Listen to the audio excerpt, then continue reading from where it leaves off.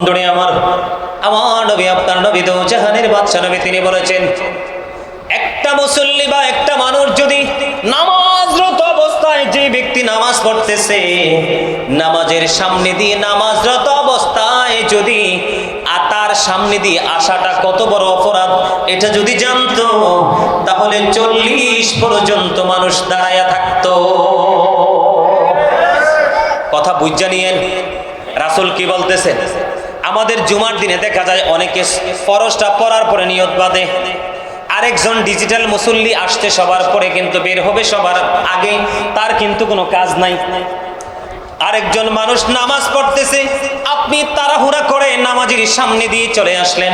আমার নবী আপনার নবী দো জাহানের বাদশা নবী সরকারে মদিনা তিনি অত্যন্ত চমৎকার ভাবে তিনি বলে দিয়েছেন বন্ধু, তিনি বলেছে যে একজন নামাজের সামনে দিয়ে হাঁটা কত বড় অন্যায়, সে যদি জানতে পারতো তাহলে 40 পর্যন্ত দাঁড়ায়া থাকতো। ব্যাখ্যা তো বুঝতে পারলাম না, কি বলেছেন? হযরত আবু নজর রাদিয়াল্লাহু তাআলা আনহু তিনি বললেন, আমি আমার সঠিক মনে নাই আবু জুহাইম কি বলেছে, তিনি কি 40 মাসের কথা বলেছেন, নাকি 40 দিনের কথা বলেছেন, নাকি 40 বছরের কথা বলেছেন, সেটা আমার মনে নাই। এখান থেকে বোঝা যায় আপনার নামাজ শেষ না হওয়া পর্যন্ত যদি 40 বছরও যদি দাঁড়িয়ে থাকতে হয়, তারপরেও তুমি দাঁড়িয়ে থাকো, তারপরেও নামাজরত অবস্থায় নামাজের সামনে দিয়ে হাঁটো না। বুখারী এবং মুসলিম শরীফের মধ্যে হাদিস খানা কত বছর? 40 মাসও হতে পারে, 40 দিনও হতে পারে, 40 বছরও। আপনি কি 40 সেকেন্ড অপেক্ষা করেন না? শুধু 2 রাকাত সুন্নাত পরে সালাম পড়তে বিরতে সর্বোচ্চ 2 মিনিট লাগে। কয় মিনিট? আপনি এইটুকু সময় বসতে পারেন না? আপনার যদি তো তাড়া হয়, সামনে যান কেন? লজ্জা করে না? একজন নামাজি নামাজ পড়তেছে, আপনি তাকে ওভারটেক করে বের হচ্ছেন, আপনার লজ্জা থাকা উচিত। আর বিশেষ করে আলেমদের সাথে কিছু টাকা পয়সা নিয়ে, কিছু অসৎ মানুষকে টাকা পয়সা দিয়ে খাওয়াইয়া হাত করে নষ্টামি না করে আলেমদের সাথে যুক্ত হয়ে তাদের কাছ থেকে সঠিক ইনফরমেশন নিয়ে যান, এটাকে নিয়ে বাস্তব জীবনে বাস্তবায়ন করেন। এটা সমাজের জন্য কল্যাণকর, জাতির জন্য কল্যাণকর। ঠিক কিনা বলেন? আপনি আলিফ পড়তে পারেন না ভালো করে, সূরা ফাতিহার প্রথম আয়াত পড়তে পারেন না ভালোভাবে, কিন্তু আপনি কি বলবো সমাজের মধ্যে দেশের মধ্যে হট্টগোল লাগাইয়া দেন, সূরা ফাতিহা পড়তে পারেন না, বিসমিল্লাহটা ভালো করে পড়তে পারলে আমার মনে হয় সামনের 8-10 দাঁত পড়ে যাবে। ঠিক কিনা বলেন? আমার কথা কি আপনারা বুঝতেছেন? একদম স্পষ্ট কথা। আপনাদের যদি মসজিদে নামাজি নামাজ পড়া অবস্থায় যদি আগে আগে আপনাদের বের হওয়ার মনস্থ থাকে, তাহলে আপনারা, আমি আজকে জোর হাত জোর করে অনুরোধ করব, আপনার মতো মুসল্লির সামনে যাবেন না, একবার লাস্ট কাতারে বসবেন। কারণ আপনার জন্য ওটির গোস্ত নসিবে নাই, আপনার জন্য নসিবে আছে পৌঁছার দিন। কি কথা কি খারাপ বললাম? আমি হাদিস শরীফের দিকে ইঙ্গিত করে কথা বলেছি, সেই দৃষ্টিভঙ্গিতে কথা বলেছি। কারণ যেই ব্যক্তি প্রথম কাতারে বসবে ওনার আমল নামায় উট কুরবানির সওয়াব, আর যিনি লাস্ট কাতারে বসবে ইমাম সাহেব যখন খুতবা দিয়ে দাঁড়াইয়া যাবে, তার ডিমও তার কিসমতে নাই। কি নাই? ইমাম সাহেব যখন খুতবা দেওয়ার জন্য মিম্বরে দাঁড়িয়ে যাবে, তখন দেখবেন অনেক মুসল্লি কিন্তু পারাপারি করে আরেকজনের কাঁধে ভর দিয়ে সে সামনে যাইতে চায় না। কিন্তু সে সামনে গেলে লাভ হবে কি? মিস্টেক তো করে ফেলেছে। তার কারণ ওই যে ফেরেশতারা যে ডায়েরি মেনটেন করে, ক্রমিক নং অনুযায়ী, রোল নাম্বার অনুযায়ী 1 2 3 করে যে সিরিয়াল মেনটেন করে, যখন ইমাম সাহেব খুতবা দেওয়ার জন্য মিম্বরে দাঁড়িয়ে যায়, তখন কিন্তু খুতবা শোনার জন্য ডায়েরিটা ক্লোজ করে দেয়। তার মানে আপনার আজকের নামটা লিস্টে আসলো। আমি আপনাদেরকে বলছি, যদি সবার আগে আগে জুমার নামাজ সালাম ফিরে বের হওয়ার খেয়াল থাকে, আজকে বললাম আপনারা সামনে যাবেন না। কারণ সামনে যদি যান তাহলে আপনাদের যে কি পরিণত হবে এই হাদিস শরীফ থেকেই বোঝা যায়। আর এত তাড়াহুড়া কিসের? আল্লাহর হাবিব বলেছেন, বন্ধুরি আমার, জুমার দিনে কেউ যদি সবার আগে মসজিদে প্রবেশ করে এবং সবার পরে যদি জান্নাতের বাগান থেকে বের হয়, সে যখন বের হয়ে তার বাড়ির দিকে রওনা দিবে, যার যত বেশি কদম লাগবে সে তত বেশি বেনিফিট পাবে, সওয়াব পাবে। আমার নবী আপনার নবী সরকারে মদিনা তিনি বলেছেন, যত সবার আগে মসজিদে ঢুকবে, সবার পরে বের হবে, যখন বাইর হয়ে সে বাড়ির দিকে রওনা দিবে, প্রত্যেকটা কদমের বিনিময় তার আমলনামায় 1 বছরের নফল ইবাদতের সওয়াব দেওয়া হবে। আর জুমার দিনটা হলো সাইয়্যিদুল আইয়াম, শ্রেষ্ঠ দিন, সব দিনের চাইতে দামি। এই দিনে মহব্বত করে বেশি বেশি করে নফল ইবাদত করবেন। বিশেষ করে জুমার দিনে ৮০ বার নবীকে ভালোবেসে দরুদ পড়বেন। ৮০ বছরের সগীরা গুনাহ আমার আল্লাহ মাফ করে দিবে। বন্ধুরি আমার, দাইলামি শরীফের মধ্যে এসেছে হযরতে আনাস রাদিয়াল্লাহু তাআলা আনহু থেকে বর্ণিত, আমার নবী, আপনার নবী, তিনি জানিয়ে দিয়েছে, কেউ যদি নবীকে ভালোবেসে প্রতিদিন ১০০০ বার দরুদ পড়তে পারে, জান্নাত না দেখা পর্যন্ত তার মরণ হবে না। আমার আল্লাহর কাছে সবচেয়ে প্রিয় কাজ সময় মতো নামাজ পড়া। কি করা? মা বাবার সাথে ভালো আচরণ করা, সত্যের জন্য, দিনের জন্য, দিনকে প্রতিষ্ঠিত করার জন্য শহীদ হওয়া, যুদ্ধ করা।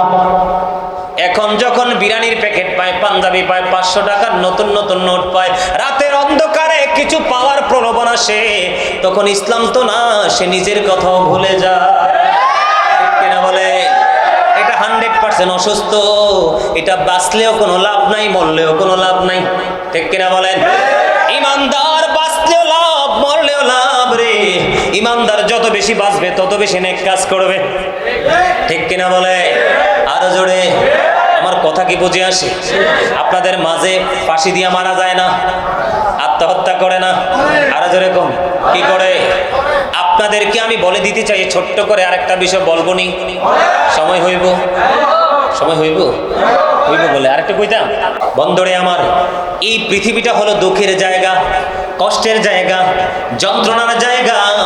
এই দুঃখ, কষ্ট, যন্ত্রণা পাওয়ার পরে মুমিন ধৈর্য ধারণ করা তাদের জন্য ওয়াজিব।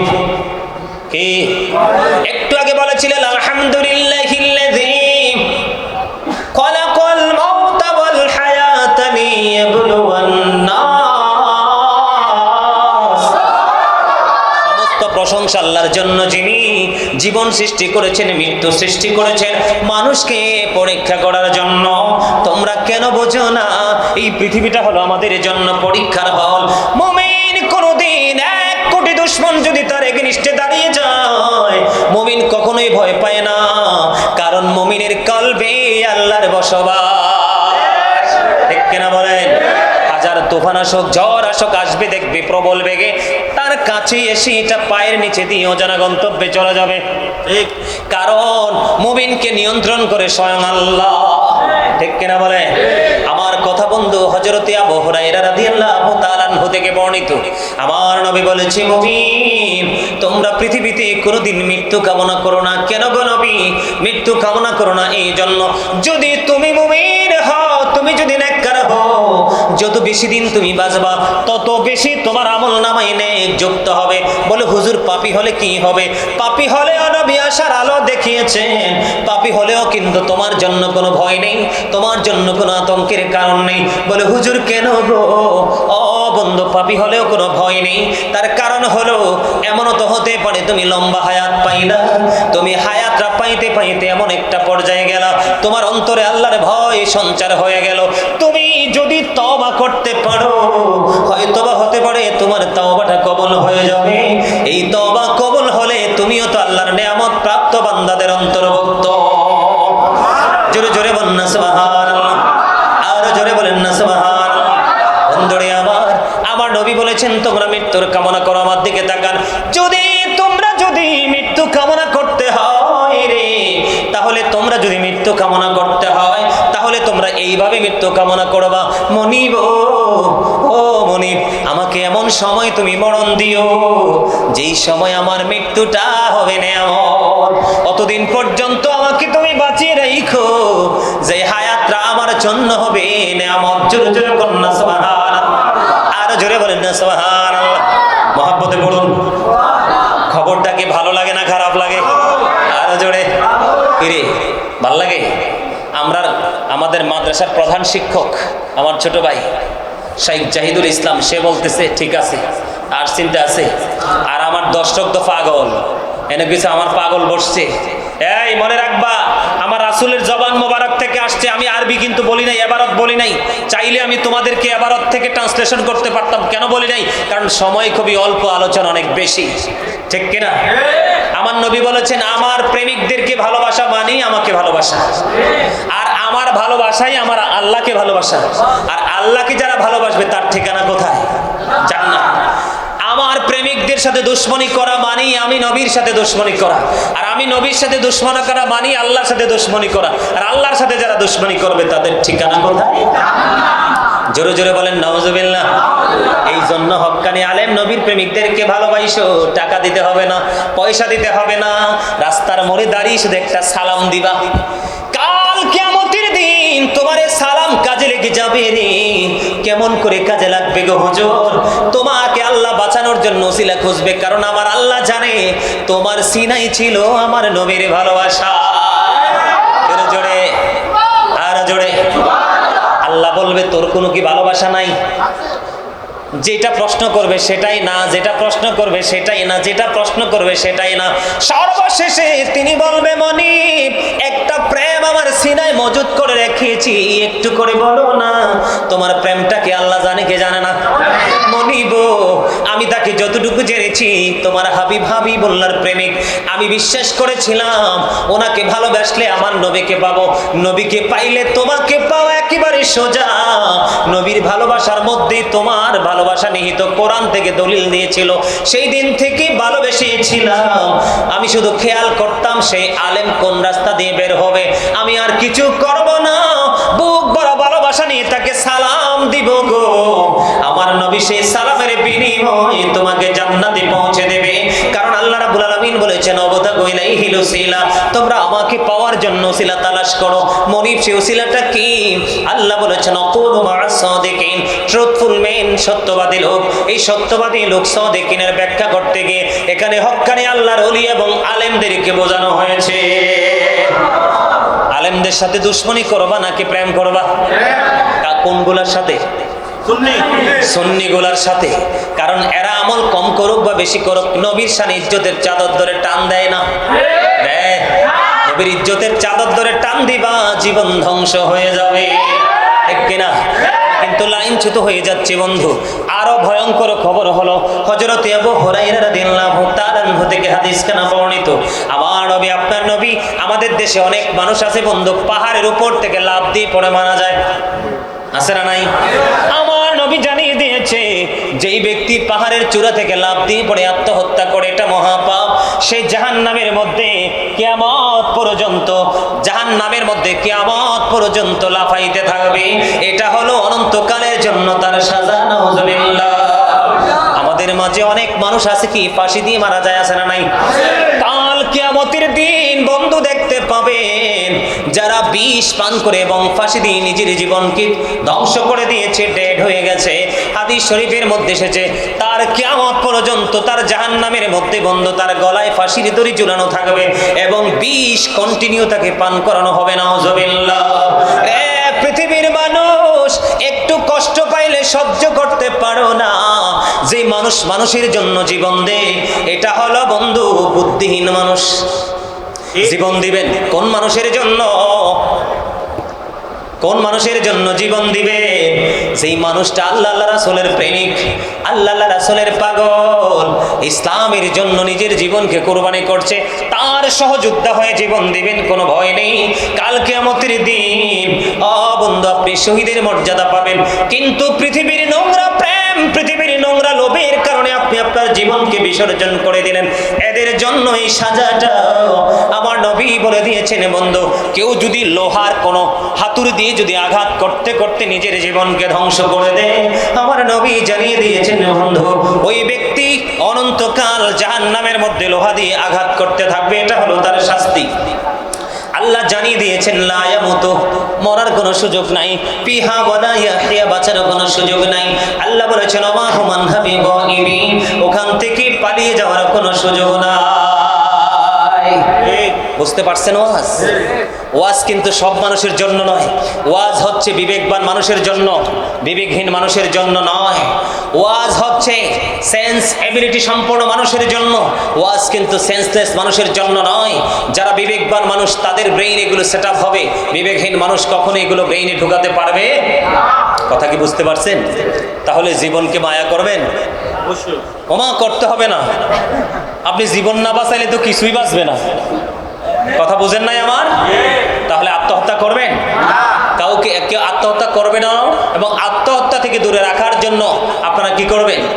মানুষকে উৎসাহিত করবেন, চেষ্টা করবেন। এই যে মিজান ভাই আমার পাশে বসে আছে, ওনার মাহফিলে লম্বা সময় থাকবে, কারণ স্টেজ প্রোগ্রাম তো। কি প্রোগ্রাম? Stage programme. পরিবেশ থেকে অন্যরকম, মাইক লাগাবেন এক ইচ্ছে মতো। তখন আপনারা যত চাইবেন ততই আমি আলোচনা শোনাবো। তবে এই পরিবেশটা, যদিও মাদ্রাসার প্রধান উপদেষ্টা আমি চাইছিলাম প্রোগ্রামটা অনেক সুন্দর করে খোলামেলাভাবে আপনাদের সকলের সার্বিক সহযোগিতায় হোক, কিন্তু কেন যেটা ঘরে আসলো আমি জানি না সঠিক তথ্যটা, আসলে সঠিকটা আল্লাহই ভালো জানে। তবে আপনাদেরকে আমি অনুরোধ করবো, আপনারা সবাই সামাজিকভাবে ঐক্যবদ্ধ হয়ে এই জান্নাতের বাগানগুলোকে দেখেন। আমি এখানে বসছি আর আমি আওয়াজ করতেছি, বাইরে দেখেন আমার অনেক যুবক ভাইরা দাঁড়িয়ে আছে, মুরব্বীরা দাঁড়িয়ে আছে। এটা কিন্তু কখনোই কাম্য নয়, ঠিক কিনা বলেন? সম্মানিত উপস্থিতি, আপনারা ইমাম হুসাইন তার সঙ্গী ছিলেন খুবই অল্প, কতজন? 72 জন। আর ইয়াজিদ বাহিনী ছিল অসংখ্য। যুদ্ধে বিজয়ী হয়েছে কে? ইমাম হুসাইন রাদিয়াল্লাহু তাআলা আনহু এবং ওনার সঙ্গী ইয়াজিদ কিন্তু চিরস্থায়ীভাবে পরাজয় বরণ করেছে, ঠিক কিনা বলেন? সম্মানিত উপস্থিতি, আমি আপনাদেরকে বলে দিতে চাই, ওই যে আমি একটু আগে বললাম আত্মহত্যা করবেন না, বেঁচে থাকার চেষ্টা করবেন, বলবো? বন্ধুরে আমার, এক মহিলা কি করলেন? ব্যভিচারের মাধ্যমে সন্তান ধারণ করলেন। সন্তান ধারণ করার পরে তার গর্ভে সন্তান চলে আসলো। সন্তান চলে আসার পরে কথা বলে কে রে? আমি আলোচনা শেষ করে দিচ্ছি, আমার দিকে তাকান। মহিলার পেটে যখন অবৈধভাবে সন্তান পেটে চলে আসলো, আসার পরে মহিলার বাবা তৎকালীন সময় আমার নবীজির কাছে নিয়ে গেলেন, বিস্তারিত খুলে বললেন। আমার নবী মেয়েটার বাবাকে ডাক দিয়ে বললেন, তুমি তোমার সন্তানটাকে বাড়িতে নিয়ে যাও, যত্ন করে তাকে লালন পালন করতে থাকো। যখন তার সন্তান প্রসব হবে আমার কাছে তাকে তুমি নিয়ে আসবা। বাবা মেয়েটাকে বাড়িতে নিয়ে গেলেন, সুন্দর করে লালন পালন করতে থাকলেন। দেখতে দেখতে ওই মেয়ের উদর থেকে সন্তান পৃথিবীতে আসলো। নবীজির কাছে ওই মহিলাটাকে নিয়ে যাওয়া হলো। নবীজি অর্ডার করলেন, তার শরীরটা বেঁধে পেল, গর্ত খনন করব। তাকে বাঁধার পরে গর্ত খনন করা হলো, গর্তের মধ্যে তাকে গ্রথিতকরণ করা হলো। গ্রথিতকরণ করার পরে রজম পাথর মারতে শুরু করলো। মহিলাটাকে পাথর এতক্ষণ পর্যন্ত মারতে থাকলো, যতক্ষণ না পর্যন্ত তার মরণ হলো। মৃত্যুবরণ করার পরে সকল সাহাবায়ে আশ্চর্য হলো, এই মহিলাটার জানাজা পড়াবে। চিন্তার কথা কি কথা না? নবী কিন্তু ডাকি আনলেন। নবী আবার অর্ডার করলেন, কি করলেন? এখন এই মহিলার জানাজা পড়াবে কে? সবচেয়ে মজার খবর হলো, ওই মহিলাকে জানাজার জন্য যখন প্রস্তুত করা হলো, আমার নবীজি তার ইমাম হয়ে যায়। সবাই তো অবাক হয়ে গেল, আশ্চর্য হয়ে গেল। যেই নবীজি অর্ডার করলো রে ওই মহিলাকে পাথর মেরে মেরে ফেলার জন্য, ওই নবীজি কেমন করে তার জানাজা পড়িয়ে দেয়? প্রশ্ন আসে কি আসে না? কেউ আমার নবীকে প্রশ্ন করার সাহস খুঁজে পায় না। বন্ধু, হযরত ওমর ছিলেন অত্যন্ত দূরদর্শী, অত্যন্ত সাহসী। আমার নবীর জন্য তার বাবার কল্লা ফেলে দিছে দেহ থেকে, ঠিক কিনা? ওমরের জীবনের গল্পটা পুরো অন্যরকম বন্ধু, অত্যন্ত নবীর প্রেমিক ছিলেন। বন্ধুরে আমার, এবার হযরত ওমর প্রশ্ন করলেন, ইয়া রাসূলুল্লাহ, ইয়া হাবিবাল্লাহ, নবী গো, ও প্রাণের নবী, জানতে বড় মনে চাই গো, আপনি অর্ডার করলেন তাকে পাথর মেরে মেরে ফেলার জন্য, আবার আপনি অনুমতি দিয়েছেন ইয়া রাসূলুল্লাহ, তাকে তার জানাজা পড়িয়ে দিলেন। নবী গো, হিসাব তো বুঝতে পারলাম না। এবার আমার নবী একটা ডাক দিয়ে বললেন, ওই মহিলাটা এমন তওবা করেছে যেই তওবাটা মদিনার 70 জন পাপীকে ভাগ করে দিলে 70 জন পাপীর ক্ষমার জন্য যথেষ্ট হয়ে যাবে। তাহলে কি বোঝা গেল? তাওবাতান নাসুহা, খালেস তাওবা যদি করতে পারেন তাহলে আপনি বেঁচে থাকলে আপনার কেউ খাওয়াচ্ছে না, অসুবিধা নাই। আপনার রিজিকের ফয়সালা করবে কে? আল্লাহ। পাঠিয়েছে কে? আল্লাহ। আপনি আল্লাহর উপর ভরসা করতে হবে। আল্লাহর উপর যারা ভরসা রাখে আল্লাহ তাদেরকে পছন্দ করে। সুবহানাল্লাহ বলবেন না? আরো জোরে বলেন, মহাব্বতে।